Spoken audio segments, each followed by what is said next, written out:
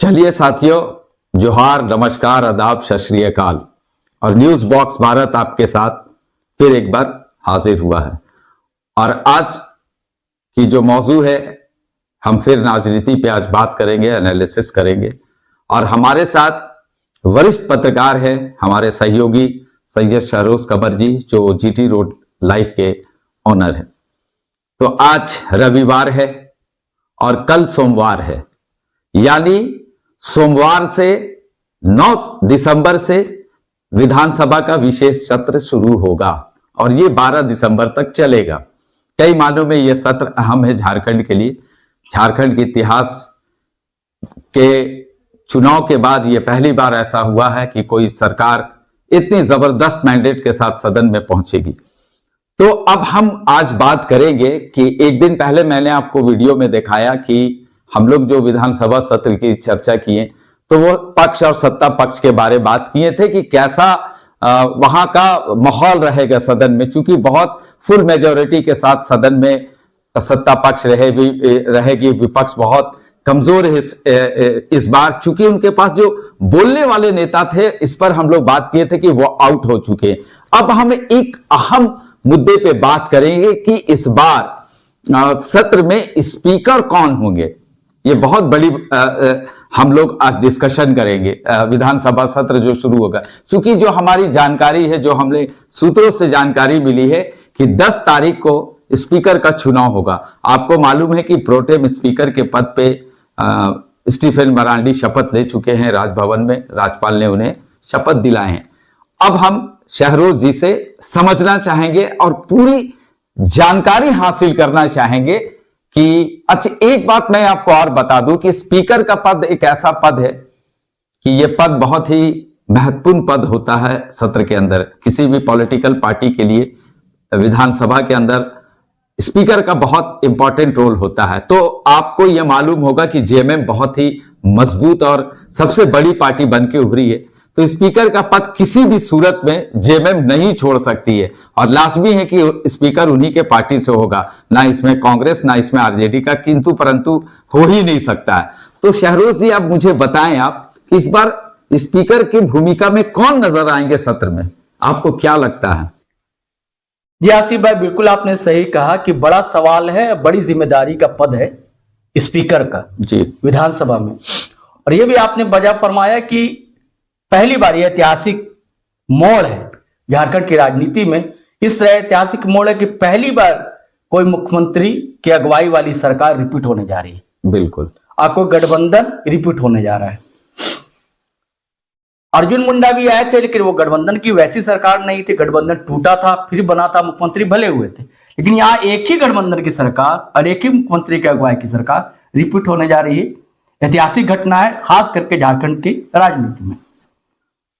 और ये भी आपने सही कहा कि भाई सबसे बड़ा दल जेएमएम बनकर उभरा है, तो स्पीकर तो उसका होगा, लेकिन होगा तो कौन होगा, सवाल इसका। हाँ जी, देखिए, लगातार कहा जाता है कि 6वां या 7वां टर्म है अभी जो प्रोटेम स्पीकर स्टीफन मरांडी बहुत सीनियर है, अनुभवी हैं और जेएमएम के भी हैं।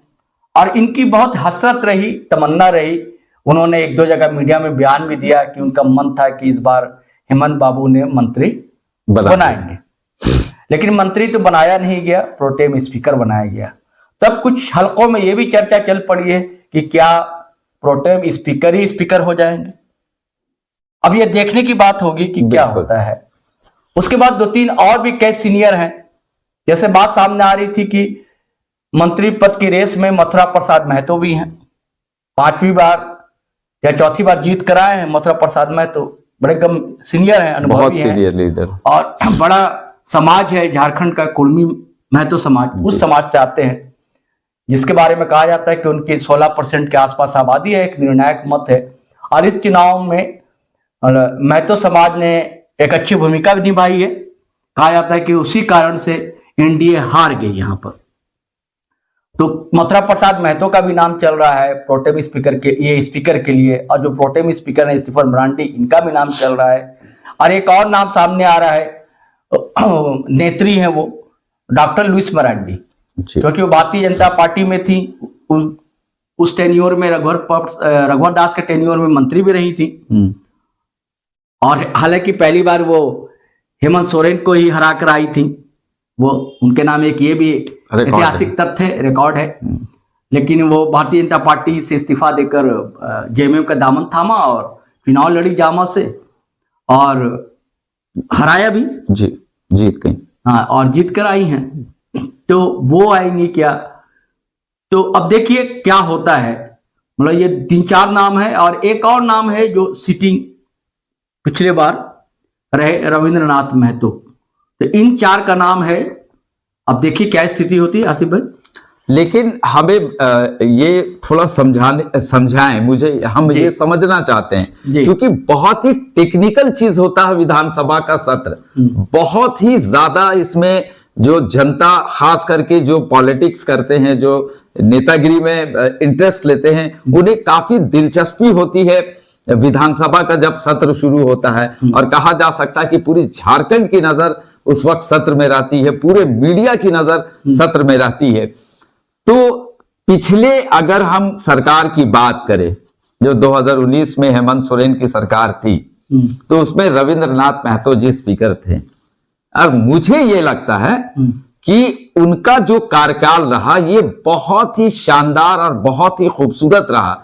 माने कहा जा सकता है कि जिस तरह से विपक्ष हमलावार होता था, चूंकि उनकी उस वक्त मेजोरिटी भी थी, अच्छे अच्छे नेता बोलने वाले थे, जैसे हमने पिछले वीडियो में बताया कि बोलने वाले नेता तो आउट हो गए हैं। तो उस वक्त वो बहुत ही शालीनता से, रविंद्रनाथ महतो जी बहुत ही सादगी से किसी भी जो मामला उलझता था सदन के अंदर, उसको बहुत आसानी से डील करते थे। उनकी जो वाणी थी बहुत ही शांत, माने सुरीली, माने चेहरा ही उनका बहुत शांत हो जाता था।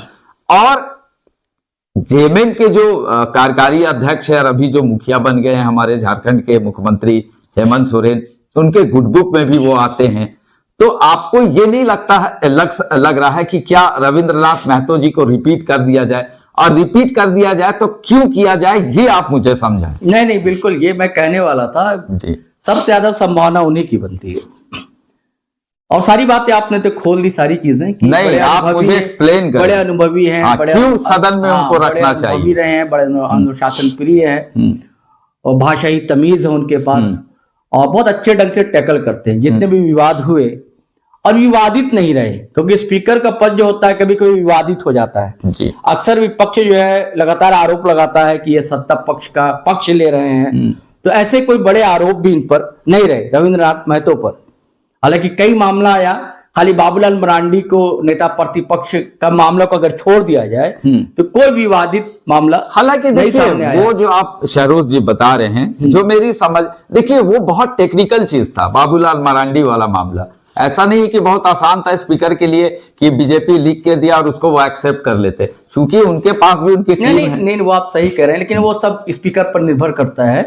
सारे तकनीकी मामले हैं वो सब वो मैनेज कर सकते हैं स्पीकर अगर चाहें तो जी। लेकिन वो लेंदी होती रही, उसकी जो सुनवाई है तो ये भी तो एक पॉलिटिक्स है ना। हाँ, तो होता है, ये भी तो राजनीति है। ये बस एक ये आरोप कह रहा हूँ, विपक्ष आरोप लगाता है। तो सिर्फ इस आरोप पर नहीं, मैं फिर आपकी बात को काटूंगा। विपक्ष तो आरोप लगाएगा, उसका तो काम ही है आरोप लगाना। ये कह रहा हूँ कि इस एक आरोप को अगर छोड़ दिया जाए तो कोई और किसी तरह के उन पर कोई आरोप नहीं लगे जी। बहुत ही अच्छे ढंग से, अनुशासन व्यवस्थित ढंग से पूरे जितने भी सत्र हुए उसको उन्होंने चलाया है।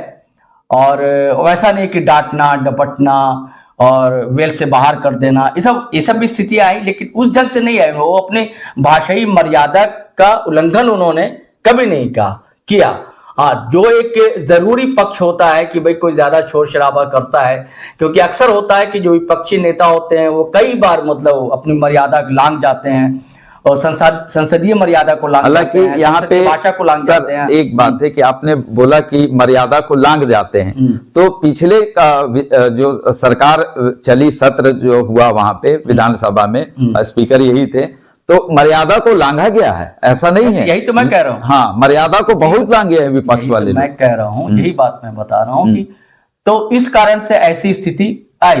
तब फिर स्पीकर के सामने फिर कोई सामने फिर हल नहीं होता है, कोई जवाब नहीं होता। फिर एक यही जवाब होता है कि उसको भैया मार्शल से बुलाकर भैया आप थोड़ी देर के लिए बाहर चले जाइए, या फिर एक ये उपाय होता है कि स्थगित कर दिया जाए। कई लोगों ये को होता किए है। भी थे। ये नहीं, वो स्थगन मतलब सत्र का स्थगित, कुछ देर के लिए, 1 घंटे के लिए, 2 घंटे के लिए किया गया था, हाँ, कुछ भाई लंच के विधायकों बाद को हो किया गया था। हाँ। हाँ। नहीं सिर्फ विधायकों को नहीं, हाँ। सस्पेंशन की बात नहीं कर रहा हूँ। अच्छा। सत्र स्थगन होता है 2 घंटे अच्छा, के लिए, हाँ, जी, भाई अब जी, लंच के बाद सदन लंच के चलेगा। बाद हुआ जी। ऐसी स्थितियां होती हैं जी। लेकिन किसी तरह का कोई विवाद और वैसा नहीं, बड़ी साफ सुथरी छवि रही है और ठीक ठाक ढंग से चलाया उन्होंने। रविन्द्रनाथ महतो ने, बड़े समझदार हैं, सज्जन व्यक्ति भी हैं और सुलझे हुए हैं। हालांकि इनका यह था कि ये भी मंत्री बनना चाहते थे, ये स्पीकर पद चाहते थे कि छोड़ना, बड़ा विवाद होता है, बचना चाहते थे। लेकिन जब मंत्री इनको नहीं बनाया गया, अच्छा, ये इनको लालसा थी कि हम मंत्री हाँ, बनें। इनको लालसा थी जी। इनको लालसा थी कि हम मंत्री बनाया जाए, हेमंत बाबू मंत्री हमको बनाए। अच्छा, जब अगर मंत्री नहीं बनाया गया तब उसी दिन से ये तय हो गया था कि स्पीकर जो है फाइनल है, हाँ, इनका रविन्द्रनाथ- मोटा मोटी। हाँ, रविन्द्रनाथ महतो ही बनेंगे। अच्छा, लेकिन जब ये- प्रोटेम, मेरी बात पूरी होनी जी, चाहिए। जी। लेकिन जब प्रोटेम स्पीकर जब बनाया गया स्टीफन मरांडी। स्टीफन मरांडी को, तो तब फिर एक सवाल खड़ा हुआ कि वे सबसे सीनियर हैं, क्योंकि जब उन्होंने कह दिया कि मैं मंत्री बनना चाहता था, प्रोटेम स्पीकर ने भी कहा, जी। क्योंकि हमेशा क्या होता है कि बहुत से जो वरिष्ठ होते हैं, पिछले बार भी प्रोटेम स्पीकर इनको बनाया गया था। तो और एक बार ऐसे ही मैं आपको बता दूं, एक बार टेकलाल महतो बड़े सीनियर कुर्मी समाज के नेता हुए, उनको भी एक बार प्रोटेम स्पीकर बना दिया गया, तो उनका समाज समझ लिया कि स्पीकर बना दिया गया। अब पूरी मिठाइयां बंटने लगी समाज में। वो जो मांडू से जीता करते थे, उन्हीं के साथ लड़के हैं ये जेपी पटेल। जेपी पटेल, बिल्कुल। टेकलाल महतो के हार गए थे इस बार। हाँ, टेकलाल महतो के बड़े सीनियर लीडर रहे टेकलाल महतो, संस्थापकों में से रहे जेएमएम के। तो कई बार एक आशा रहती है, जो सीनियर वरिष्ठतम जो सदस्य होते हैं सदन के, जो वैसे इनको थी, क्या नाम है, टेकलाल महतो को। नहीं, वो तो पहले थी स्टीफन मरांडी। हाँ, इस बार स्टीफन मरांडी साहब को थी, लेकिन नहीं ये मौका उनको मिला, प्रोटेम स्पीकर रह गए। तो ज्यादा संभावना मुझे लगती है, आपकी भी समझ यही कहती है कि रविन्द्रनाथ महतो ही स्पीकर बनेंगे। अच्छा, क्या प्रोटेम स्पीकर जिनको बना दिया जाता है, उनका एक माने जो बोलचाल या बाजारों में चर्चा होती है कि उनका जो स्पीकर वाला मामला होता है वो क्लोज हो जाता है, क्या ऐसा नहीं, लगता ऐसा है? नहीं होता। ऐसा तो नहीं, ऐसा बिल्कुल नहीं होता कि क्लोज हो जाता है, ऐसा नहीं होता है। कई बार ऐसा हुआ कि जो प्रोटेम स्पीकर हुए वही स्पीकर बने, रेगुलर स्पीकर हाँ, हो गए। हो जाता है और एक जानकारी हम आपसे और लेना चाहेंगे कि जैसे रविन्द्रनाथ महतो जी हैं, ये किस समाज से आते हैं? जी, चूंकि ये महतो लगाते आगे, थोड़ा हम समझना चाह रहे हैं, हो सकता है जनता को भी समझना सवाल उठता है। वैसे ये सब चीजें बतानी नहीं चाहिए, बिल्कुल जातिगत भेदभाव वाली बात नहीं, भेदभाव नहीं, हम जानकारी, चूंकि मैं एक पत्रकार हूं तो मुझे भी जानकारी होनी चाहिए। लेकिन वो कुर्मी समुदाय से नहीं आते, इतना मैं जानता हूँ। अच्छा, कुर्मी समाज से नहीं आते। किस समाज से आते हैं बताना मैं नहीं जरूरी समझता, ठीक है, मैं चलिए, लेकिन कुर्मी समुदाय से वो नहीं आते हैं। माने ऐसे तो वो बहुत ही शांत मिजाज के नेता हैं, बहुत और सरल हैं। इनके पिताजी भी फ्रीडम फाइटर रहे हैं, परिवार से बहुत अच्छा पढ़ा लिखा परिवार रहा है। हाँ, चलिए, शुरुआत से आंदोलनकारी रहे हैं। अच्छा, शुरू से आंदोलनकारी रहे हैं। माने जेएमएम के काफी पुराने हैं, काफी करीबी हैं, सभी नेताओं से मिलजुल के रहते हैं। खास करके पत्रकारों के समूह से भी इनका रिलेशन हम देखते हैं कि बहुत कई बार मैंने उनसे बात की है, बहुत अच्छा संबंध। अच्छा, तो कहा जा सकता है कि सबसे प्रबल दावेदार में इन्हीं का नाम है। कहा नहीं जा सकता, मेरा तो मानना है कि उनको ही बनाया जाएगा। मैंने 10 तारीख को इनके नाम पर मोहर लग जाएगी, 10 को ना, 10 दिसंबर को। उसके बाद ये फुल फ्लेज में। साथियों, अगर हम लोग सूत्रों से मिली खबर को पुष्ट माने, अगर हम लोग पुष्ट अगर करने को कहा जाए, तो बिल्कुल वही बनने जा रहे हैं, रविन्द्रनाथ महतो स्पीकर। चलिए, तो शहरोज जी ने बहुत अच्छी जानकारी दी, और ये भी बात बताएं कि अगर हम लोगों का हमारा अगर होता कंफर्म करना, तो हम अभी मोहर लगा दिए हैं। तो साथियों, अब सोमवार से सत्र शुरू होगा, सत्र का आनंद आप लें, और सत्र के बाद अंदर और बाहर जो समीकरण बनेगा, जो बातें होंगी, वो फिर हम आपको देर शाम रात में आके इसकी विश्लेषण करेंगे कि सत्र कैसा चल रहा है। चूंकि इस बार हेमंत सोरेन की सरकार बहुत ही उत्साह के साथ सदन में रहेगी, चूंकि 56 सीट उनके साथ पास है और किसी तरह का कोई परेशानी उनको नहीं होगी। तो इस बार का सत्र में जो भी होगा हलचल, वो न्यूज बॉक्स और जीटी रोड लाइव आपको जरूर आपके सामने लाके पेश करेगा। हम बस आपसे यही आग्रह करेंगे कि हम जनता के लिए हैं, और जनता का भी यह फर्ज बनता है कि जो हमारी मेहनत है यूट्यूब में न्यूज बॉक्स भारत और जीटी रोड लाइव का, तो इसको आप हर तरह से मदद करें। मदद का सबसे बड़ा जो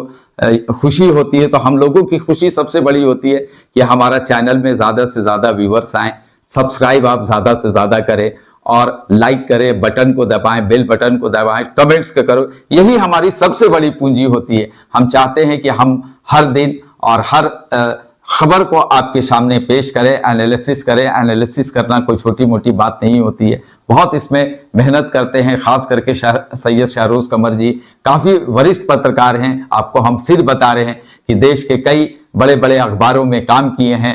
कहा जा सकता है कि देश की जितनी बड़ी अखबार है उसमें ये इनकी लेखनीय मशहूर हो चुकी है। पूरे देश का भ्रमण कर करके रिपोर्टिंग करते थे। खुशनसीबी हमारी रही कि हमने भी इनके साथ काम किया किसी हाउस में। मैं उस हाउस का नाम नहीं ले रहा हूं, चूंकि हाउस का नाम लेना सही नहीं रहेगा, क्योंकि ये कई अखबारों में काम किए हैं। तो ये एक तरह से हो जाएगा कि मैं किसी अखबार का पब्लिसिटी कर रहा हूं, इसलिए इससे हम नाम नहीं लिए हैं। लेकिन मैं भी इनके साथ काम किया हूं, तो मैं इनके अनुभव को आपके सामने शेयर करता हूं। और बस आपसे यही गुजारिश है कि न्यूज बॉक्स भारत और जीटी रोड लाइव को आप यूट्यूब में जरूर सब्सक्राइब करें। जोहार।